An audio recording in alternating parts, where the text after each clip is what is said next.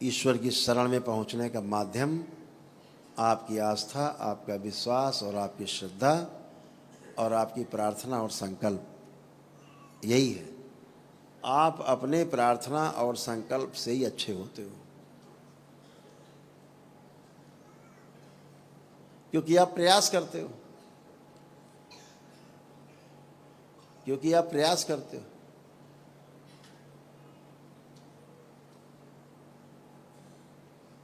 प्रयास नहीं करो और उसके फल की उम्मीद करो तो ठीक नहीं। कृष्ण भी कहते हैं ना,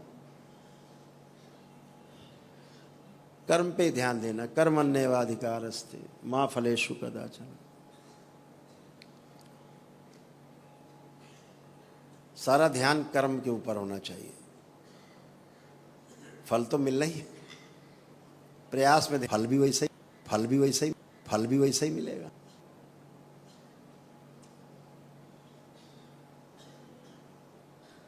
हर रूप अलग अलग है, ईश्वर के हर रूप अलग अलग हैं। जैसे कि विष्णु है, भगवान नारायण है, अलग अलग है, रूप अलग अलग है, शक्ति अलग अलग है। फिर भगवान विष्णु ने कई अवतार भी लिए, 12 अवतार भी हैं, वामन अवतार भी हैं, तमाम प्रकार के अवतार लिए। हर अवतार का एक अलग अलग कैरेक्टर है। यदि उस अलग कैरेक्टर की आप पूजा अर्चना करोगे तो वैसे ही हो जाओगे।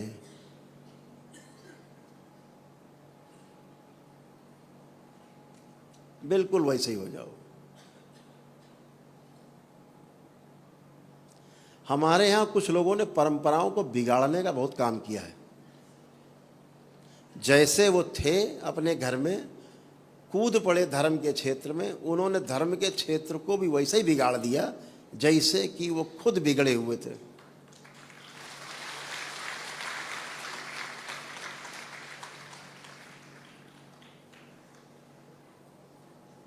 हमारे वेद कहते हैं, शास्त्र कहते हैं, बिना शादी किए संबंध रखना व्यभिचार की श्रेणी में आता है।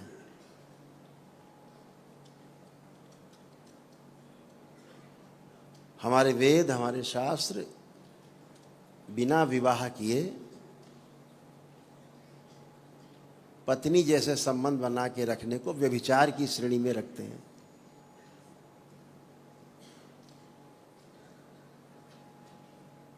आपका घर हो, आपका बेटा हो, शादी हो गई हो और अपने घर में अपनी पत्नी के साथ फोटो लगा के रखने की प्रथा तो हर जगह है। अगर पत्नी की फोटो ना लगा करके वो कहे कि मेरी प्रेमिका है एक, उसके साथ फोटो खिंचा घर में टांगे, कैसा लगेगा आपको?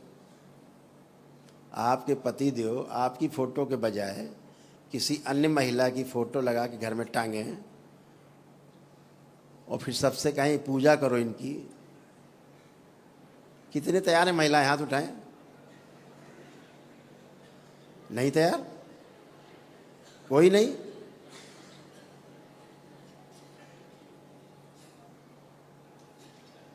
कैसा व्यभिचार को प्रसारित किया है, सोच के देखो जरा। क्या है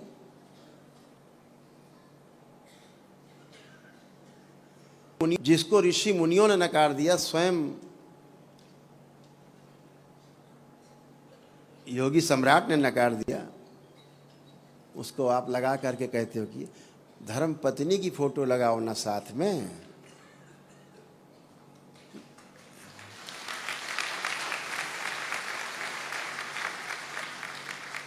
मर्यादा है, इसलिए शब्दों को हम बचा के बोल रहे हैं।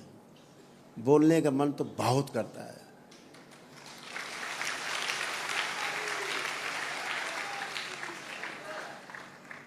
यहाँ ऐसे कितने लोग बैठे हैं कि अगर आपका पुत्र चाहे जितनी बड़ी गलती करे, आपको न मारा हो, कत्ल किया हो, न आपकी पत्नी को कत्ल करना चाहता हो, इसके अलावा उसने तमाम अपराध किए हों, ऐसे यहाँ कितने पिता बैठे हैं जो अपने पुत्र की हत्या कर सकते हैं? हाथ उठाएं। कोई नहीं कर सकता, लेकिन उन्होंने की। फिर भी आप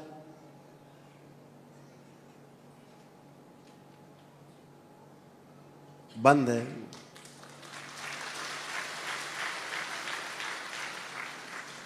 बहुत कुछ कहना चाहते हैं, मर्यादा में रह के सब कुछ जानते हैं, मुक्ति का मार्ग नहीं है वहां।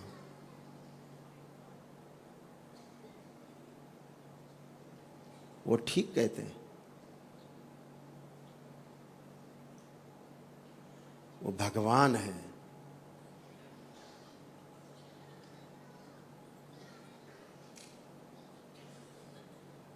लेकिन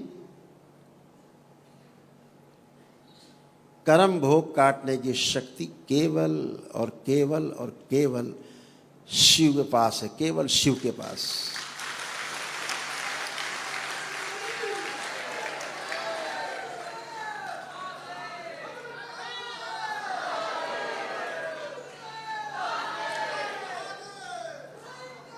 स्वयं भगवान श्री कृष्ण को अपना भोग काटना पड़ा था। बाली की जो हत्या थी, बहेलिया बनके उसने तीर मारा, तब वो कर्म भोग पूरा हुआ। खुद का कर्म भोग नहीं कटा।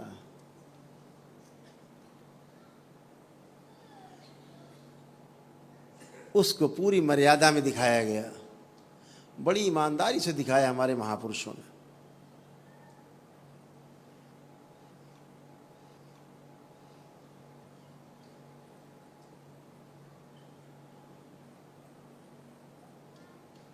तो आपके कैसे कर्म भोग कट जाएंगे? बिना शिव की शरण में आए कर्म भोग कटना असंभव।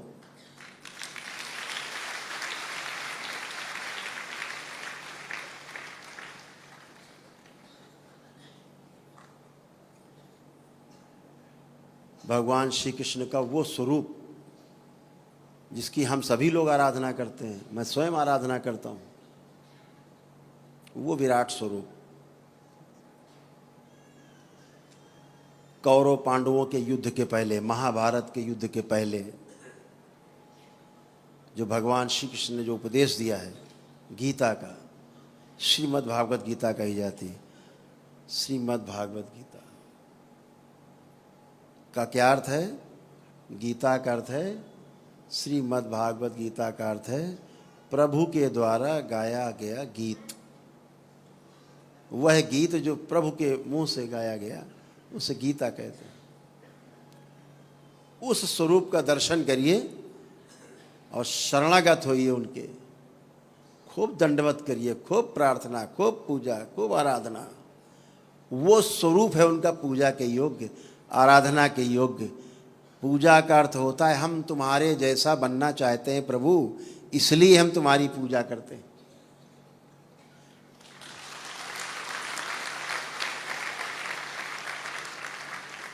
हम ऐसे किसी स्वरूप की पूजा नहीं करना चाहते, ना आप करना चाहते हैं जो आपको स्वीकार नहीं।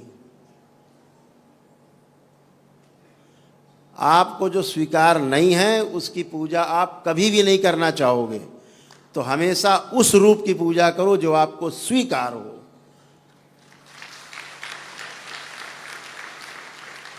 उस वंशी वाले की पूजा करो, दिन रात करो। कब तक करो? जिसने गीता का उपदेश दिया है, खूब करो। लेकिन बीच में कुछ लोगों ने जो आकर के चीजों को वासनाओं से भर दिया है, अपनी वासना को छिपाने के लिए उसको ऐसा ऐसा रूप दिया है, अपनी काली करतूतों को छुपाने के लिए ऐसे ऐसे रूप प्रस्तुत कर दिए जो कभी थे ही नहीं।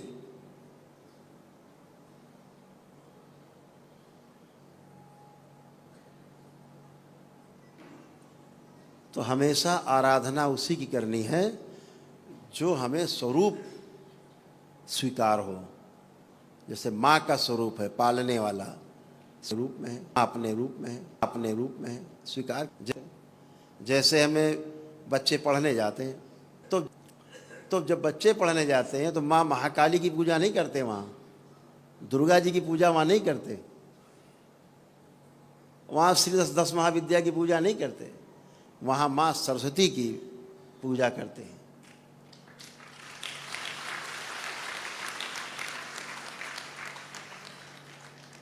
और जो अखाड़े में पहलवान होता है वो वहाँ कृष्ण की फोटो लगा के, राम की फोटो लगा के पूजा नहीं करता, हनुमान जी की फोटो लगा के पूजा करता है। वीर हनुमान। अर्थात पूजा का मतलब ये है कि मैं आपके जैसा हो जाऊं।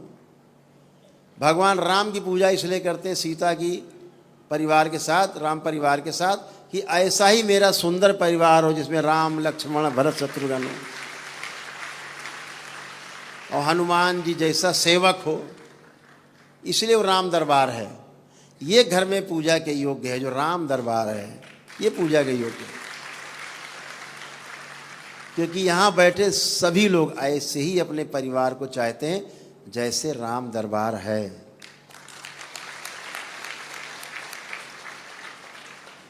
ऐसे कितने लोग हैं जो भगवान राम के साथ, माँ सीता, भरत शत्रुघ्न लक्ष्मण के साथ, हनुमान जी नीचे बैठे सेवक की तरह, ऐसे कितने लोग जिनको ये रूप प्रिय है, हाथ उठाएं। देखो सबको प्रिय है, क्योंकि ऐसे ही सब लोग बनना चाहते हैं जैसे वो श्री राम दरबार है।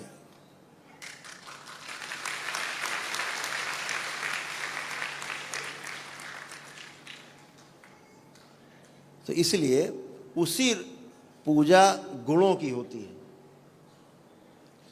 पूजा रूप की नहीं है। गुणों के आधार पर जो रूप है उसकी पूजा है।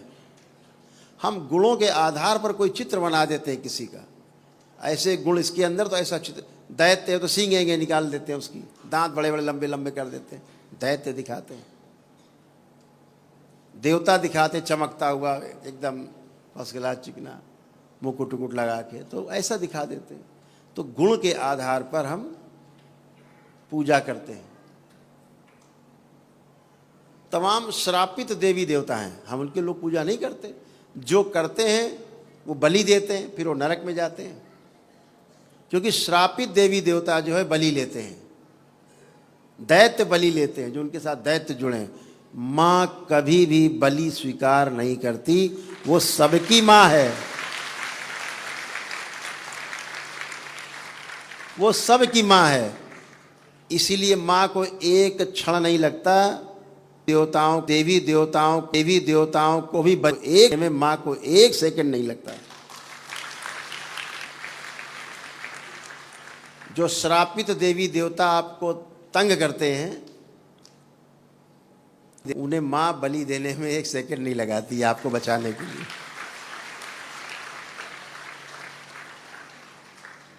क्योंकि वो श्रापित देवी देवता भी बड़े बलशाली हैं, शक्ति तो है ही, उत्पन्न तो माँ से ही है, लेकिन श्रापित है तो बहिष्कृत हैं, बाहर हैं देवी देवताओं के कुल से।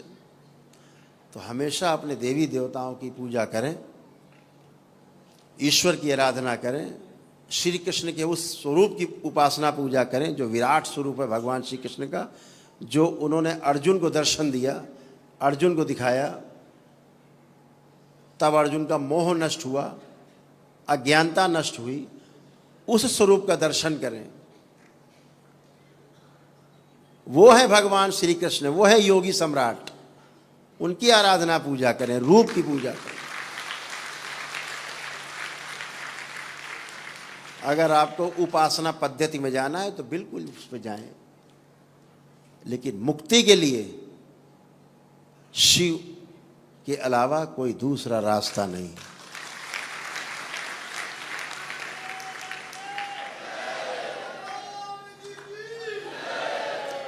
स्वयं जब युद्ध के बाद पांडवों ने भगवान श्री कृष्ण से पूछा कि प्रभु अब हमें मुक्ति, बोले वो तो शिव देंगे, तुमने पाप किए हैं तो पहले उनका प्रायश्चित करो, अब जाओ भोगो, अब शिव की शरण में जाओ। भगवान श्री कृष्ण ने उन्हें मुक्ति नहीं दी और नरक में गए, पांडव नरक में गए, कौरव स्वर्ग में गए। ये है न्याय भगवान श्री कृष्ण का। साफ साफ कह दिया उन्होंने, मैं मुक्ति नहीं दे सकता। उनका काम तो पालना है, रास्ता दिखाना है, लेकिन लक्ष्य पे आपको खुद ही चलना होगा। तो ये तमाम पूजा पद्धतियाँ जो आज नकारात्मक हो रहे हैं, लोग रोगी हो रहे हैं लोग, आप सोचो इतनी दिव्य शक्तियाँ, स्वयं ईश्वर स्वरूप, आप पूजा प्रार्थना आराधना कर रहे हैं, फिर भी कष्ट में है। हमारे शास्त्र कहते हैं, हमारे ग्रंथ कहते हैं कि बिना प्राण प्रतिष्ठा की हुई मूर्ति की पूजा आराधना नहीं करनी है।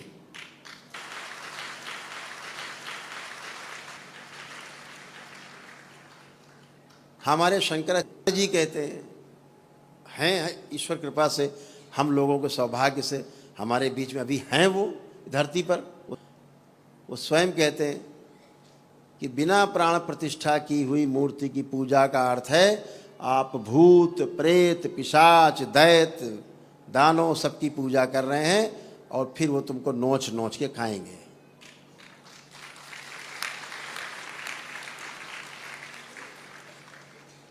मंदिरों में बिना प्राण प्रतिष्ठा की हुई मूर्ति की पूजा नहीं करनी, और घर के पूजा घर में 8 अंगुल से ऊंची मूर्ति नहीं रखनी। नकारात्मक ऊर्जा इसमें रहेगी और फिर आप गंदगी की पूजा करोगे, आमंत्रित करोगे, वो आप में प्रवेश करेंगे औरा में, और आपको कष्ट होंगे। वो आपकी ऊर्जा खा पी जाएंगे, आपको कष्ट होंगे। और घर से बाहर, घर के अंदर तो 8 अंगुल तक, और घर के बाहर तो बिना प्राण प्रतिष्ठा की हुई मूर्ति की पूजा कदापि नहीं करनी है। इस बात को गांठ बांध लेना अगर स्वस्थ रहना है जीवन में। जो मूर्ति लेकर के घूम रहे हैं वो आपकी पूजा का विषय हो सकता है, आप करिए पूजा अपनी खूब, लेकिन दूसरों को पुजाने के लिए आप अगर मूर्ति लेकर घूम रहे हो, ऐसे आदमी से बिल्कुल दूर रहना है। समझ लो ये आदमी ना समझ है, स्वयं तो मृत्यु की ओर जा रहा है, तड़प रहा है, परिवार तड़प रहा है, इसका परिवार मर रहा है, इसका एक एक करके तिल तिल के मर रहे हैं, अकाल मृत्यु हो रही है इसके यहाँ, स्वयं भी शरीर सड़ रहा है पूरा। अगर ऐसा कोई आदमी करता है तो ध्यान रखना, और आपने भी किया उसकी पूरा पूजा आराधना, तो उसी औरा में जुड़ के ठीक आप भी उसी तरह हो जाओगे जैसा वो है। इसलिए दूर रहना है। मूर्ति रख देते, पत्थर की मूर्ति, सोने की मूर्ति, चांदी की मूर्ति रख देने से भगवान नहीं आ जाते उसमें। भगवान तुम्हारे वस्तु के भूखे नहीं, तुम्हारे मिठाई के और चंदन के भाव के भूखे हैं। आंख बंद करो, हृदय में भगवान श्री कृष्ण हैं, हृदय में शंकर हैं, हृदय में माँ है। लेकिन आप मूर्ति बना करके, कृपा करके, इन स्थूल जगत में कुछ नियम हैं हमारे ऋषि मुनियों ने बनाए, उन पर ही चलना है। उस सिद्धांत से अलग नहीं होना है, अपने ग्रंथों से अलग नहीं होना है, अपने ऋषि मुनियों के वक्तव्य से, उनके अनुसंधान किए गए नियमों से अलग नहीं होना है। इस बात का हमेशा ध्यान रखना। नियम से हटे और कष्ट पाए। आप जितने लोग यहाँ बैठे हो सब नियम से हटे हो, इसलिए आप लोगों ने कष्ट पाए हैं। इस बात का ध्यान रखना। आज आप नियम में लौटे हो, इसलिए आप बिना पीड़ा के बैठे हो, यहाँ पर बिना कष्ट के बैठे हो आप सभी।